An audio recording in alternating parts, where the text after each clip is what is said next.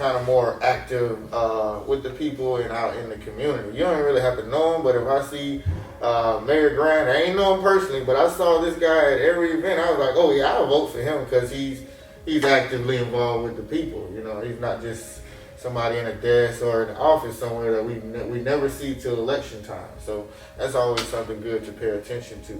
Okay, let's talk about these internet resources. What you got going on with that? So I've had talks with Carla from Xfinity and Ian from AT&T, and they both have subsidized programs for the public for internet. And this applies both to the families with school children and to anybody who needs help getting internet. You know, nowadays having internet is kind of like having a mailbox. You're not getting all the information you should receive without it. Definitely. And so I'm encouraging everyone to get an email address if you haven't gotten one. I use I have a Google account, so that's giving me a voice, a phone number. It's giving me a place for online storage. It's giving me a way to have different meetings. And so I think Gmail has definitely really helped me out, both personally and with running for office and as an attorney. And so that's kind of where we're going to have that information. And it's kind of like, if you're not happy with your program with AT&T, you can go to Comcast, and hopefully if you don't like Comcast, you can go to AT&T. Right. And that's why our country's so great, is because we have that competition. Right. So that's something that, I'm looking forward to bring to the city and making sure that everyone here in the city can have access to the internet. Now, are they offering this for free, or is it something that's just more affordable for people with lower income or something like that? I'm glad you asked that. So I believe it is for under $10. Okay. But for me, that's not good enough. So I'm going to try to work with the Chambers of Commerce. Okay. Because they do a lot of their advertising over the internet now, and so I feel that we need to sponsor people that still need that help. Because it's not enough just to get internet. It's that we all are hurting a little bit because of the pandemic. And with that, it's kind of like, if you have the ability to help, you should be helping. Definitely. And one of the other aspects of the internet is you have to have electricity. And so without electricity, it might be a problem getting that. And so FBL has given me their phone number that I want to share with you, that if you ever get behind on your FPL bill, to call them, because they have received that federal funding to help you out pay your electric bill. Right. The number is 1-800-226-3545.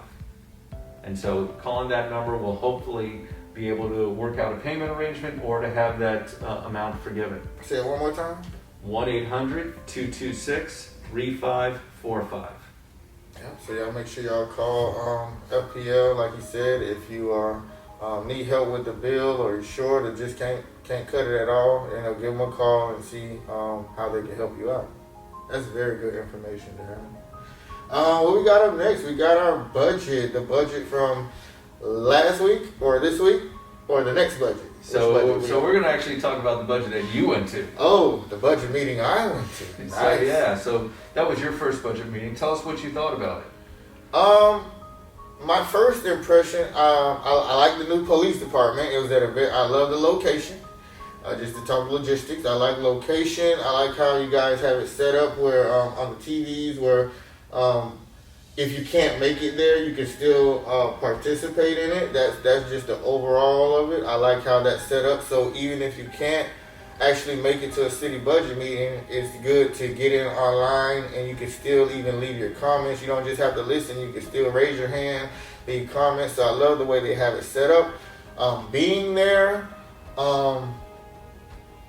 it's very informative, and it's like a hands-on experience to learn exactly where the money is going in your city, and it allows you to kind of formulate your own ideas of where you think that's a good idea to spend money for your city, or that's not a good idea to spend money for the city. And it gives the public an opportunity to step in and address their opinions.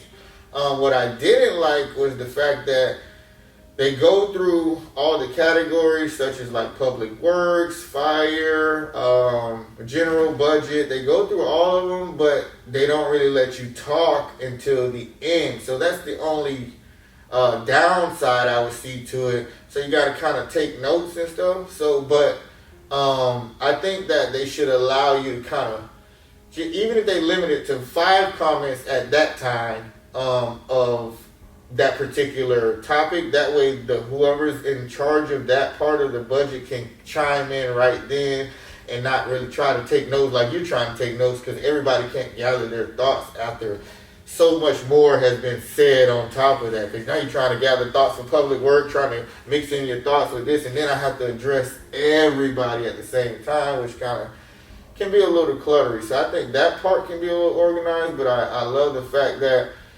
there is a forum for citizens to get involved in the budget of the city. So I think it's a great thing. I love the location, and I'm personally inviting more people. I would like to see more people, like more of the citizens involved. There are only like 5 at most, 3 people there. So I think that people should really consider taking more time out of their day to focus on things that can change your life and make your life better. This is where you live, so I think people should really take that more importantly, and get involved and know who you're voting for. Meet the mayor, meet your city commissioners. That way, it gives you an opportunity to know if they are doing their job right. And if you feel like, I've met, for example, Woodrow Hay personally, and I feel like, well, maybe he doesn't know his job. Where he does, next time the voting comes around, which we were just talking about, hey, I don't want that guy there anymore. He didn't sound like he knew what he was doing. So let me vote for or look into the next best candidate for that job that I feel sees my views more better for the city than their own. So you get to meet your commissioners, and I just love the whole process. Well, yeah, thank you. And so that was just like you mentioned. That was the update of what's going on. The city will be releasing the full budget. The 1,000-page binder, so to speak, online of all the different line items to equal that $226 million. And so we're not done having that conversation. Like you said, it was mostly just an overview. But once that information of the line items of the city budget comes out, we'll have that open for the public, because this is taxpayer money. So the public has a right to know what we're spending their money on. Right. And that way we have 2 other meetings where we have to approve twice the city millage rate. And so that's where we're going to still providing that information. Quickly, could you explain millage rate? Yes. Right quick, please. So the millage rate is how the state of Florida determines how much tax on your property. Okay. So, for example, ours is currently 7.9, and so I believe it's like every $1,000 you pay $7.90. Okay. However, there's the homestead exemption, so that reduces it, greatly. So let's say your home is anywhere in the value of $25,000 to $75,000. You're only paying property tax on that first $25,000. Okay. But there's other property taxes as well. There's other non-ad valorem taxes, because we also included the fire assessment. Right. Because the way we have it is that when you dial 911, they go to everybody equally. So whether you live in a condo or you live on the Intracoastal, right, everyone pays the same flat fee. Right. Then you have other charges like the Children's Service Council, the Florida Inland Navigation District. You have the school district. You have the county. So there's a lot of different charges that is on your property tax, and the city only has one portion of it. And I'll explain a little bit further in that with the CRA that's in the city of Boynton Beach. So the county and the city decided back in the 80s that this area was considered slum and blighted. So they used any increase in value of the property taxes. So let's say in the 1980s it was worth $10,000, and now it's worth $200,000. So that $190,000 difference in property valuation, that tax from the city and the county goes to the CRA. And that's what we're using to build our new city hall, our new historic high school, our police station. Definitely. And because of that, we are not asking the taxpayers for any more money to pay for our new downtown. Nice. So after that, what do we have coming up? Ooh, the beach. Yes. So the event of next week. Yeah. It is the middle of July, and I was looking around the map of the country, and it's going to be hot everywhere. Yeah. It was 92 yesterday. So the city of Boynton Beach has our oceanfront park, and so that is a great place to go. It is a paid park or a paid beach. I believe it's $10 on the weekends and $5 during the week.